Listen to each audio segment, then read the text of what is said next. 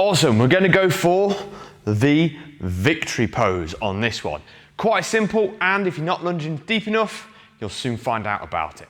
For this, you want your hand choked up the mace somewhat with an upward thumb grip.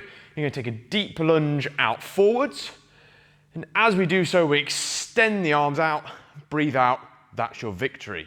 From here, drop the mace head down and pass underneath your legs. If you have to lean forward, i.e. the mace hits your legs, you have to lean forward in order to do it, you're not lunging deep enough. You need to get that back knee down so the chest is up. We can grip under the leg, so hands are together.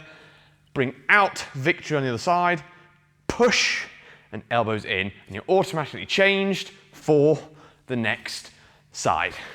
So do that for a number of reps or time prescribed in your program.